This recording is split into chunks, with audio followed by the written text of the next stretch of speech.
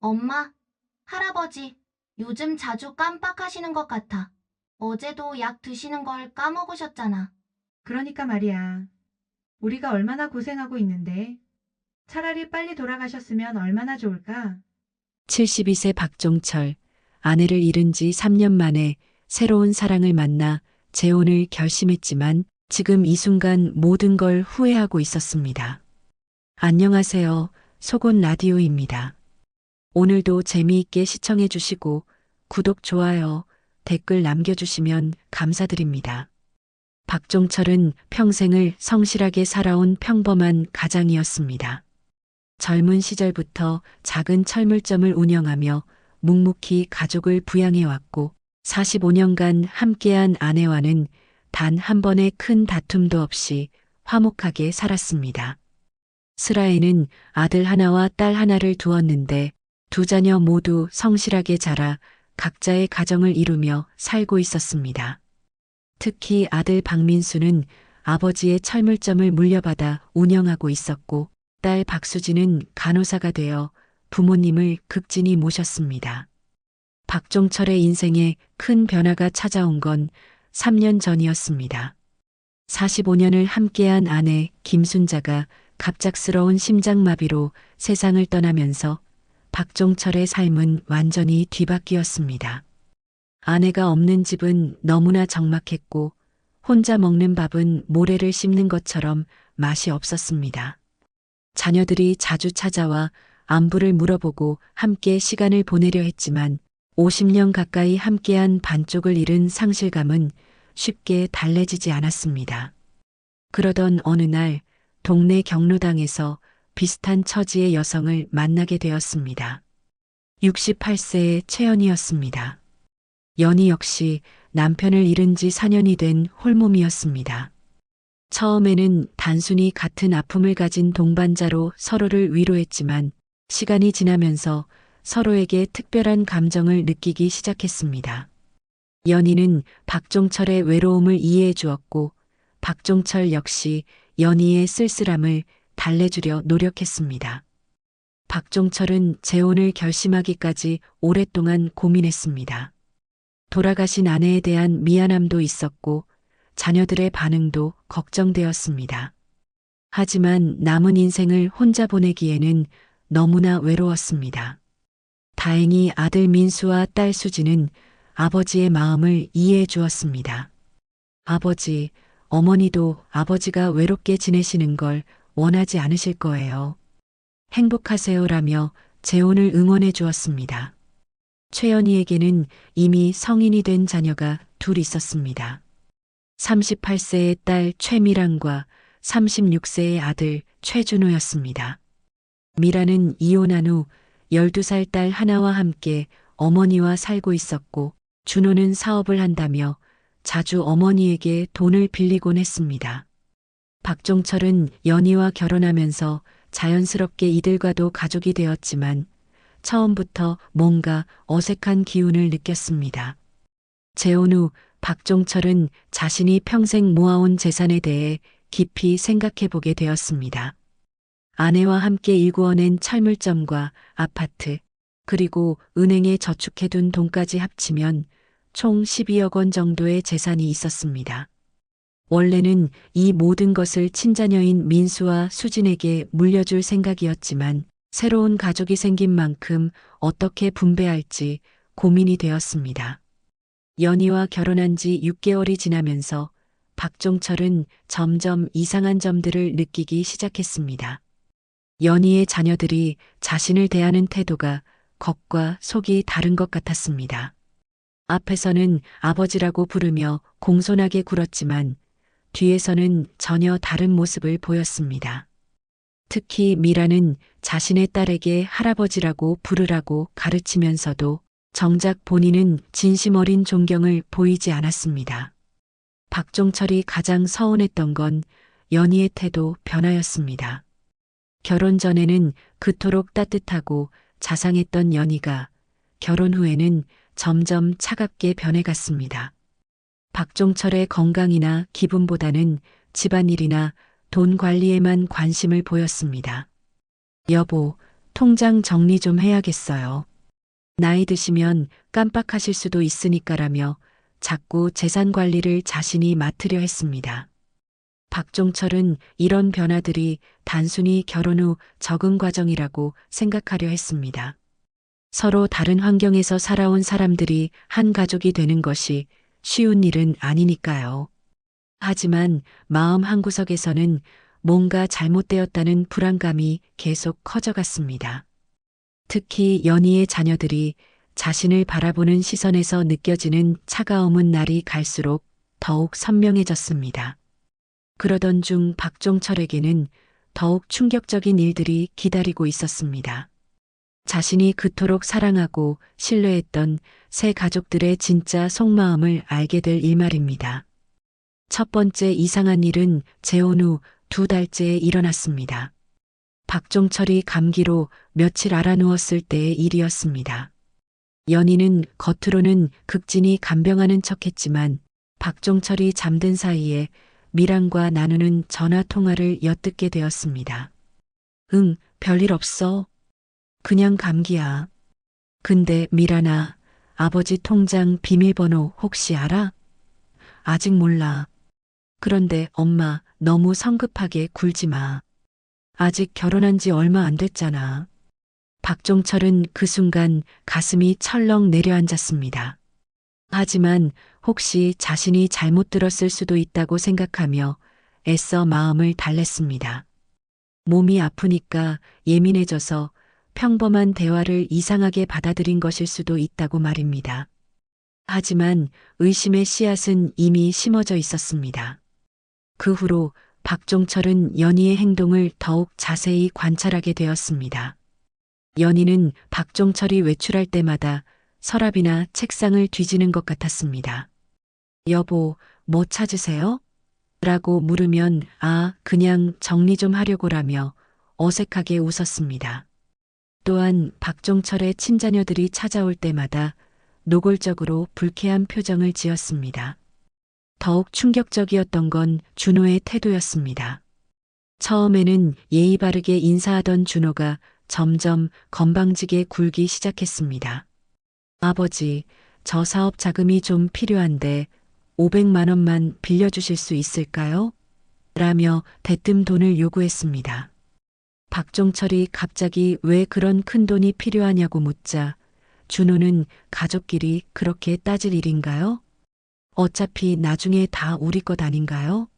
라며 버럭 화를 냈습니다. 박종철은 그 말에 큰 충격을 받았습니다. 어차피 나중에 다 우리 것이라니 이게 무슨 소리인가요? 박종철은 아직 유언장을 작성한 적도 없고 재산 분배에 대해 구체적으로 이야기한 적도 없었습니다. 그런데 준호는 마치 모든 재산이 당연히 자신들 몫인 것처럼 말했습니다. 미란 역시 점점 본색을 드러냈습니다. 박종철의 친자녀들이 방문했을 때 미란은 우리 엄마가 얼마나 아버지를 잘 모시는데 자식들은 가끔 얼굴만 비치네라며 빈정거렸습니다. 박종철이 민수와 수진이는 각자 바쁜 일이 있어서 그런 거야라고 변호하자 미라는 바쁘면 부모 챙기는 것도 있나요? 우리는 매일 아버지 곁에 있는데라며 대놓고 비교했습니다. 가장 견디기 어려웠던 건 미란의 딸 서연이의 태도였습니다. 12살의 서연이는 처음에는 새 할아버지를 좋아하는 것 같았지만 점점 무례하게 굴기 시작했습니다. 박종철이 TV를 보고 있으면 할아버지, 저만 와봐야 하는데 비켜주세요라며 밀어냈고 박종철이 준비해준 간식을 받고도 고맙다는 인사 한마디 하지 않았습니다. 더 충격적이었던 건 서연이가 친구들에게 하는 말이었습니다. 우리 집에 이상한 할아버지가 살아. 할머니 남편이래. 근데 왜 우리 집에 사는지 모르겠어라고 말하는 걸 우연히 들었을 때 박종철의 마음은 산산조각 났습니다. 자신은 연희와 정식으로 결혼해서 합법적인 가족이 된 건데 손녀뻘 되는 아이가 자신을 이상한 할아버지라고 부르다니요. 박종철이 연희에게 이런 일들에 대해 조심스럽게 말하자 연희는 아이들이 아직 적응 못한 것 같아요. 시간이 지나면 나아질 거예요 라며 대수롭지 않게 여겼습니다. 하지만 박종철은 이것이 단순한 적응 문제가 아니라는 걸 점점 확신하게 되었습니다. 결정적인 사건은 박종철의 생일날 일어났습니다. 73번째 생일을 맞아 친자녀들이 작은 파티를 준비해 주었는데 연희의 가족들은 겉으로만 축하하는 척 했습니다. 미라는 아버지 생신 축하드려요라고 말하면서도 표정은 시큰둥했고 준호는 아예 자리에 늦게 나타나 대충 인사만 하고 핸드폰만 들여다봤습니다. 그런데 파티가 끝난 후 설거지를 하면서 박종철은 미란과 준호가 부엌에서 나누는 대화를 듣게 되었습니다. 오빠, 언제까지 이런 연기해야 해? 너무 피곤해. 조금만 더 참아. 엄마 말로는 아버지가 우리를 많이 좋아하신다고 하더라. 곧 유언장 쓰실 때 우리한테 유리하게 될 거야. 그래도 저 늙은이 보면 짜증나. 특히 친자식들이랑 비교당할 때는 정말 화나. 박종철은 그 순간 온몸에 소름이 돋았습니다. 연기라고요? 자신을 저 늙은이라고 부르다니요? 박종철은 조용히 자리를 피했지만 그날 밤 잠을 이루지 못했습니다. 자신이 그토록 사랑하려 했던 세 가족들이 사실은 자신의 재산만 노리고 있었다는 현실이 너무나 충격적이었습니다. 그 후로 박종철은 세 가족들의 행동을 더욱 주의 깊게 관찰하기 시작했습니다. 그리고 놀라운 사실들을 하나씩 발견해 나가기 시작했습니다. 박종철이 세 가족들의 본성을 의심하기 시작한 지 한 달 후 더욱 충격적인 일들이 연이어 벌어졌습니다. 어느 날 오후 박종철이 병원 검진을 받고 돌아왔을 때 연희는 갑자기 심각한 표정으로 말했습니다. 여보, 의사 선생님이 뭐라고 하시던가요? 혹시 치매 검사 받아보라고 하지 않으셨어요? 박종철은 깜짝 놀랐습니다. 의사는 단순히 정기 검진 결과가 양호하다고 했을 뿐 치매에 대한 언급은 전혀 하지 않았습니다. 아니야, 그런 말씀 안 하셨는데? 그래도 요즘 자주 깜빡하시잖아요. 어제도 약 드시는 걸 까먹으셨고 지난주에는 가스 잠그는 것도 까먹으셨어요. 연희의 말에 박종철은 당황했습니다. 자신은 그런 일들을 기억하지 못했거든요. 그 후로 연희와 미란, 준호는 노골적으로 박종철의 건망증을 지적하기 시작했습니다. 아버지, 또 같은 말씀을 하시네요. 아까 말씀하신 거 벌써 잊으셨어요? 심지어 서연이까지 할아버지, 왜 자꾸 똑같은 질문해요? 라며 짜증을 냈습니다. 박종철은 점점 자신감을 잃어갔습니다. 정말 자신이 치매에 걸린 건 아닐까 하는 불안감이 엄습했습니다. 더욱 교묘한 건 연희의 태도였습니다. 연희는 박종철 앞에서는 걱정 마세요. 제가 잘 챙겨드릴게요라며 다정하게 굴었지만 뒤에서는 미란과 준호에게 아버지가 정말 많이 안 좋아지신 것 같아. 이제 혼자서는 재산 관리도 어려우실 거야라고 말했습니다. 박종철은 우연히 이 말을 들었지만 직접적으로 따지기에는 너무나 교묘했습니다. 결정적인 사건은 박종철의 친자녀들이 찾아온 날에 벌어졌습니다. 민수와 수진이 안부를 묻기 위해 방문했는데 연희는 마치 박종철의 보호자인 것처럼 행동했습니다. 아버지가 요즘 많이 힘들어하세요. 기억력도 예전 같지 않으시고 약도 자주 까먹으시고요. 민수와 수진은 걱정스러운 표정을 지었습니다. 그때 미란이 끼어들었습니다. 맞아요. 저번에는 가스레인지 켜두고 외출하려고 하셔서 제가 말렸어요. 정말 위험할 뻔했어요. 박종철은 그런 일이 없었다고 확신했지만 미란의 확신에 찬 목소리에 자녀들은 완전히 믿어버렸습니다. 아버지, 혹시 병원에서 정밀 검사 한번 받아보시는 게 어떨까요? 박종철은 그 순간 억울함에 목이 메었습니다. 자신의 친자녀들마저 새 가족들의 말을 믿고 자신을 의심하고 있었습니다. 나는 정정해. 그런 일 없었어 하지만 박종철의 변명은 오히려 치매 환자의 부정으로 받아들여졌습니다. 더욱 충격적이었던 건 그 다음에 벌어진 일이었습니다.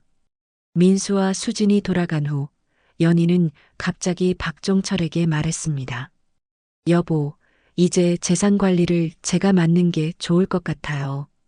실수하시면 큰일 나잖아요. 무슨 소리야?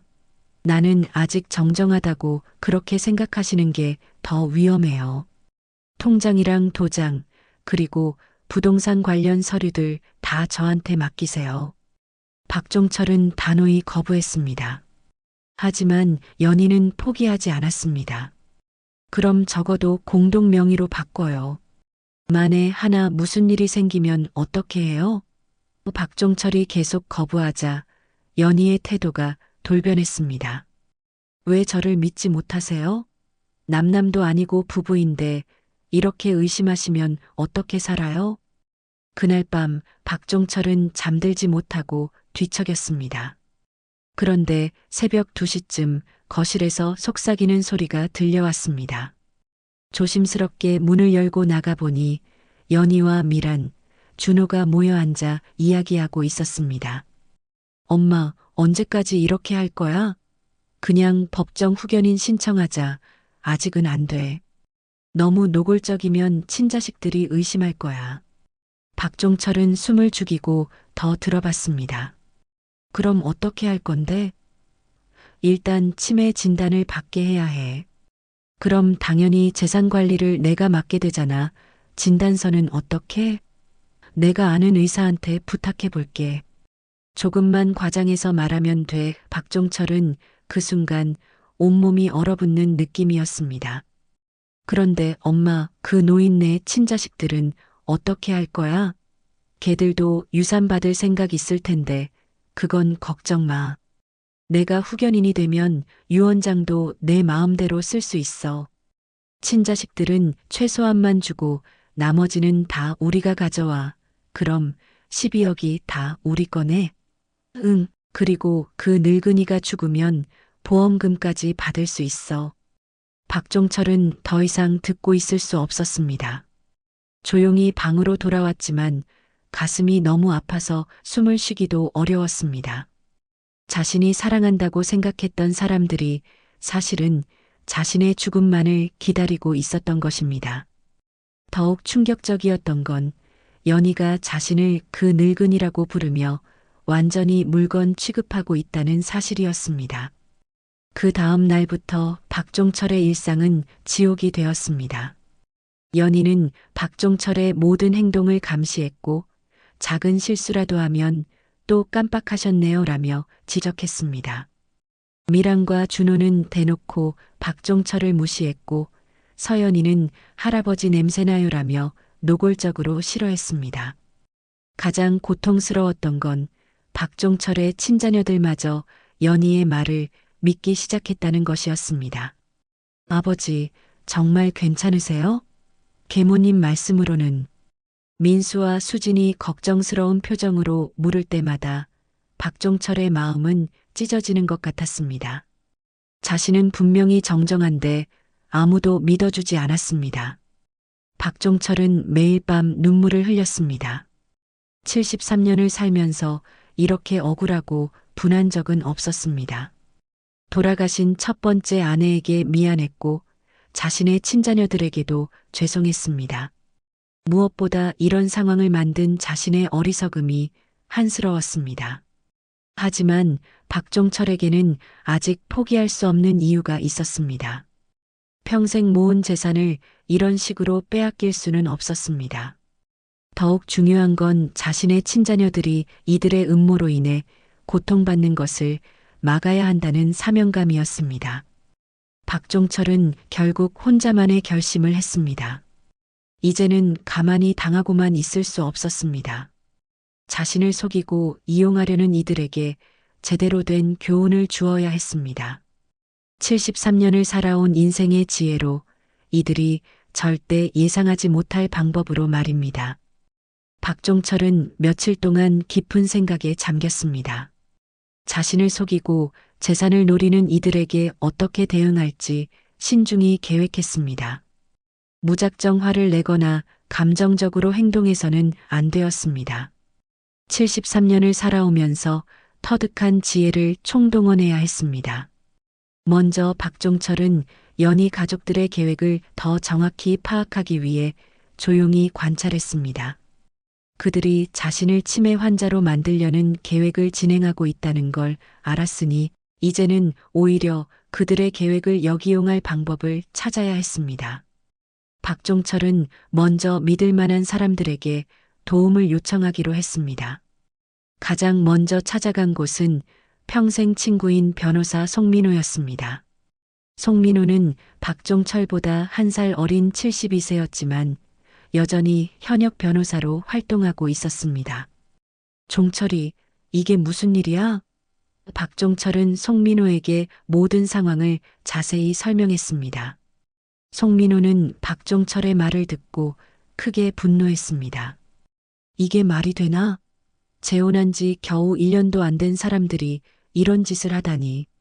민호야, 나 어떻게 해야 할까? 일단 모든 증거를 확보해야 해.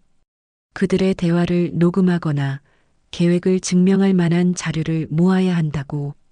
박종철은 송민호의 조언에 따라 작은 녹음기를 준비했습니다. 요즘 나오는 작은 디지털 녹음기였는데 주머니에 넣고 다녀도 전혀 눈에 띄지 않았습니다. 또한 연희 가족들이 밤에 모여서 대화하는 것을 녹음하기 위해 거실 근처에도 녹음기를 숨겨두었습니다. 며칠 후 박종철은 결정적인 증거를 확보할 수 있었습니다. 연희와 미란이 부엌에서 나누는 대화였습니다. 미란아, 내일 병원 가서 의사 선생님께 말씀드려야겠어. 아버지가 치매 초기 증상이 있다고 엄마가 아는 그 의사 말이지?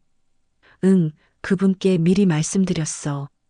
가족이 걱정된다고 하니까 도와주신다고 하시더라. 또 다른 결정적인 증거는 준호가 친구와 통화하는 내용이었습니다. 야, 너무 좋은 일이 생겼어. 우리 엄마 재혼한 할아버지가 엄청 부자야.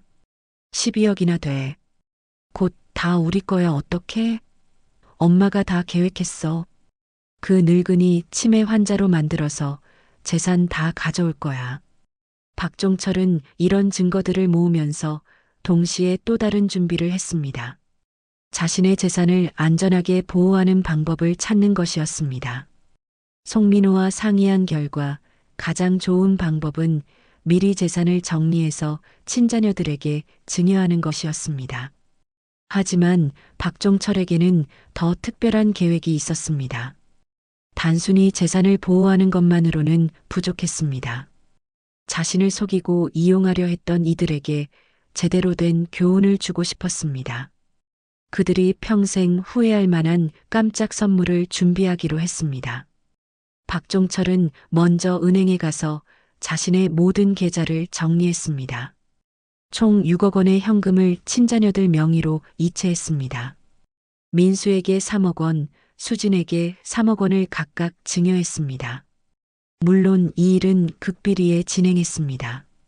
증여세는 박종철이 미리 계산해서 별도로 준비해 두었습니다. 다음으로는 부동산 문제였습니다. 철물점과 아파트는 총 6억 원 정도의 가치가 있었는데 이것도 친자녀들에게 증여하기로 했습니다. 하지만 이 과정에서 연희가 눈치채지 않도록 매우 조심스럽게 진행해야 했습니다. 박종철은 연희에게 요즘 건강이 안 좋아서 병원에 자주 가야겠어라고 말했습니다. 그리고 실제로 병원에 자주 다니는 척하면서 사실은 법무사 사무실이나 은행에 가서 재산 이전 절차를 밟았습니다. 연희는 박종철이 병원에 간다고 하니까 오히려 좋아했습니다. 여보, 몸 관리 잘하세요라며 겉으로는 걱정하는 척했지만 속으로는 치매 진단을 받아오기를 기대하고 있었습니다. 박종철의 가장 중요한 준비는 따로 있었습니다. 바로 연희 가족들에게 줄 특별한 선물이었습니다. 박종철은 송민호와 함께 완벽한 계획을 세웠습니다. 연희 가족들이 가장 원하는 것을 주되 그들이 절대 예상하지 못할 방식으로 주는 것이었습니다. 박종철은 가짜 유언장을 작성했습니다. 물론 법적으로는 전혀 효력이 없는 가짜였습니다. 진짜 유언장은 송민호 사무실에 따로 보관해 두었습니다. 가짜 유언장에는 내 모든 재산을 사랑하는 아내 최연희에게 남긴다고 적었습니다. 그리고 이 가짜 유언장을 연희가 쉽게 찾을 수 있는 곳에 숨겨두었습니다. 동시에 박종철은 연희 가족들 앞에서 연기를 시작했습니다. 일부러 건망증이 있는 것처럼 행동했습니다. 같은 질문을 반복하거나 방금 한 말을 또 하거나 간단한 일을 까먹는 척했습니다. 연희 가족들은 이를 보고 크게 기뻐했습니다. 드디어 치매 증상이 나타나기 시작했어라며 서로 눈짓을 주고받았습니다. 박종철은 또한 자신의 친자녀들에게도 미리 상황을 설명했습니다. 물론 구체적인 복수 계획은 말하지 않았지만 연희 가족들의 음모에 대해서는 모든 걸 알려주었습니다. 민수와 수지는 처음에는 믿지 못했지만 박종철이 녹음한 증거들을 들려주자 크게 분노했습니다. 아버지, 이런 일이 있었는데 왜 진작 말씀 안 하셨어요?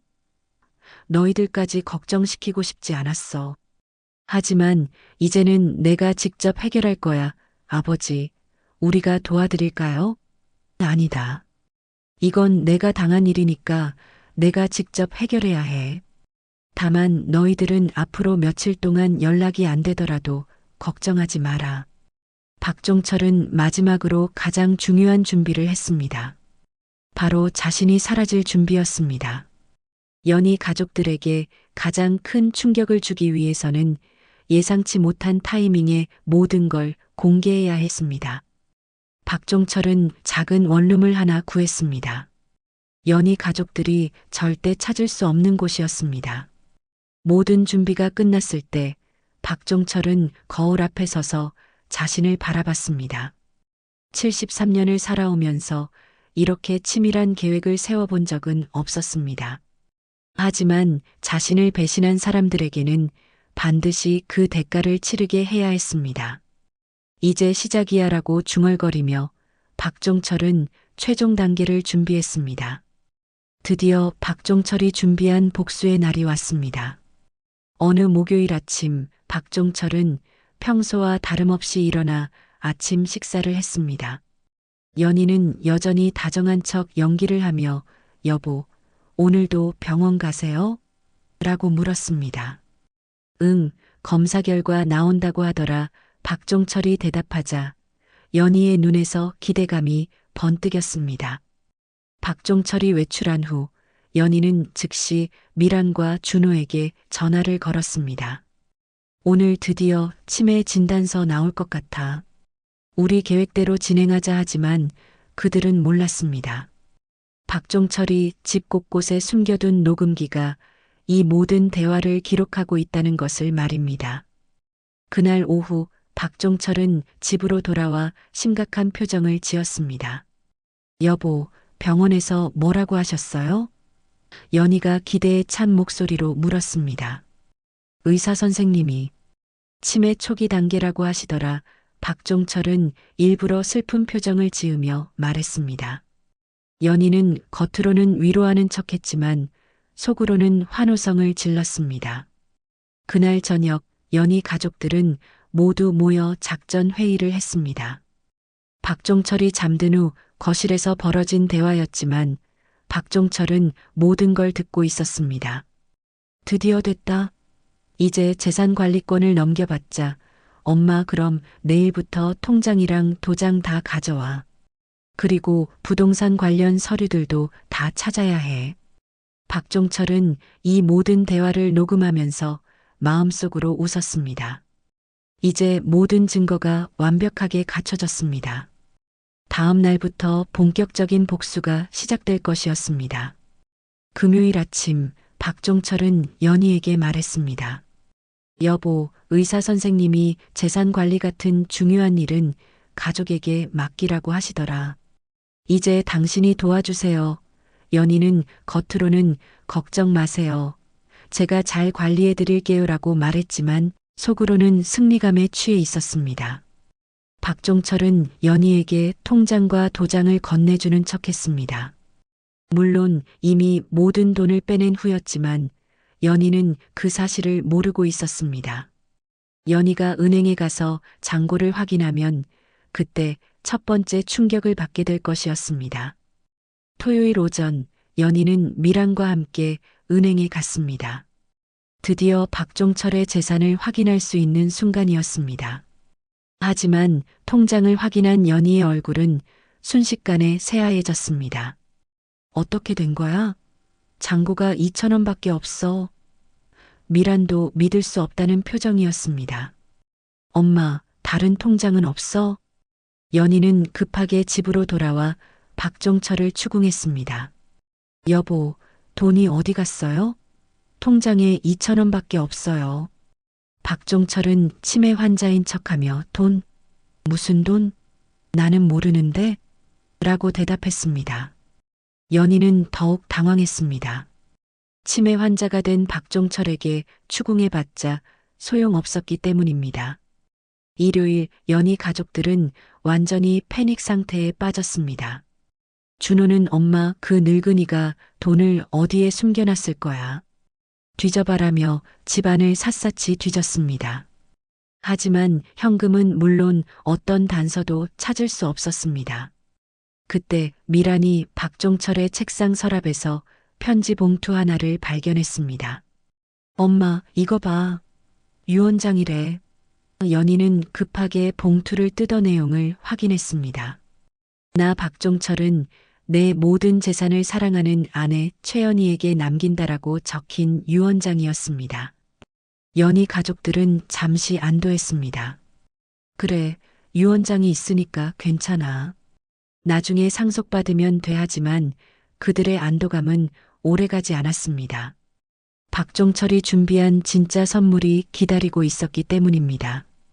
월요일 아침 박종철은 평소와 같이 일어났지만 뭔가 달랐습니다. 세수를 하고 정장을 차려입더니 작은 가방 하나를 챙겼습니다. 연희가 여보, 어디 가세요? 라고 묻자 박종철은 잠깐 나갔다 올게라고 대답했습니다. 하지만 박종철은 집으로 돌아오지 않았습니다. 대신 오후 2시쯤 집에 택배가 하나 도착했습니다. 받는 사람은 최연희, 보내는 사람은 박종철이었습니다. 연희는 의아해하며 택배를 열어봤습니다. 택배 상자 안에는 USB 하나와 편지 한 장이 들어 있었습니다. 편지에는 이렇게 적혀 있었습니다. 사랑하는 아내 연희에게 그동안 정말 고생 많았소. 치매 환자 간병하느라 얼마나 힘들었겠소. 하지만 이제 그만해도 될 것 같소. USB를 컴퓨터에 꽂아보시오. 그리고 진짜 유언장은 송민호 변호사 사무실에 있으니 궁금하면 찾아가 보시오. 그동안 수고했소. 마이너스 박종철. 연희는 손이 덜덜 떨리며 USB를 컴퓨터에 꽂았습니다. 화면에는 여러 개의 음성 파일이 나타났습니다. 첫 번째 파일을 클릭하자 자신과 미란이 나눈 대화가 선명하게 들려왔습니다. 아버지가 치매 초기 증상이 있다고 엄마가 아는 그 의사 말이지? 연희는 얼굴이 새하얗게 질렸습니다. 다른 파일들을 열어보니 자신들의 모든 계획이 고스란히 녹음되어 있었습니다. 준호가 친구에게 그 늙은이 치매 환자로 만들어서 재산 다 가져올 거야라고 말한 것까지 모든 게 들어 있었습니다. 바로 그때 현관문이 열리며 민수와 수진이 들어왔습니다. 어머니, 아버지 어디 계세요? 연희는 당황해서 대답하지 못했습니다. 민수가 컴퓨터 화면을 보더니 이게 뭐예요? 라고 물었습니다. 연희가 설명할 틈도 없이 민수는 USB의 내용을 확인했습니다. 자신들이 그동안 얼마나 속아왔는지 깨달은 민수와 수지는 크게 분노했습니다. 이게 무슨 일이에요? 아버지를 이렇게 속였다고요? 그때 또 다른 택배가 도착했습니다. 이번에는 민수와 수진 앞으로 온 것이었습니다. 박종철이 보낸 편지였는데 내용은 이러했습니다. 사랑하는 아들 민수, 딸 수진에게 미안하다. 아버지가 어리석었다. 하지만 너희들만은 속이고 싶지 않았다. 우리 집 재산은 이미 모두 너희들 명의로 바꿔놨다. 은행 통장 사본과 부동산 등기부등본을 동봉한다. 아버지는 새로운 곳에서 평화롭게 살 것이니 걱정하지 마라. 가끔 안부 전화만 하면 된다. 민수와 수지는 동봉된 서류들을 확인하고 깜짝 놀랐습니다. 정말로 모든 재산이 자신들 명의로 되어 있었습니다. 아버지가 언제 이런 일을 한 건지 전혀 몰랐습니다. 연희 가족들은 완전히 멘붕 상태에 빠졌습니다. 자신들이 그토록 노리던 재산은 이미 다른 사람 손으로 넘어간 후였고 자신들의 추악한 계획은 모두 녹음되어 증거로 남아 있었습니다. 더욱 충격적인 건 박종철이 치매가 전혀 아니라는 사실이었습니다. 미라는 엄마, 우리 어떻게 해? 이제 진짜 아무것도 없잖아라며 울기 시작했습니다. 준호도 그 늙은이가 우리를 완전히 속였어. 라며 분노했습니다. 하지만 이미 늦었습니다. 박종철은 모든 재산을 안전하게 보호했고 자신은 그들이 찾을 수 없는 곳으로 사라진 후였습니다. 연희는 송민호 변호사 사무실로 달려갔습니다. 혹시나 해서 진짜 유언장을 확인해 보려 했지만 송민호는 유언장은 있습니다만 내용을 공개할 수는 없습니다. 다만 한 가지 말씀드릴 수 있는 건 박종철 씨는 매우 현명한 분이라는 것입니다라고 말했을 뿐이었습니다. 한 달 후 박종철은 조용한 원룸에서 편안한 노후를 보내고 있었습니다. 가끔 민수와 수진이 안부 전화를 하면 아버지, 괜찮으세요? 보고 싶어요라고 말했습니다. 박종철은 나는 잘 지내고 있다. 너희들이 행복하게 사는 게 아버지 소원이야라고 대답했습니다. 박종철은 창밖을 바라보며 생각했습니다.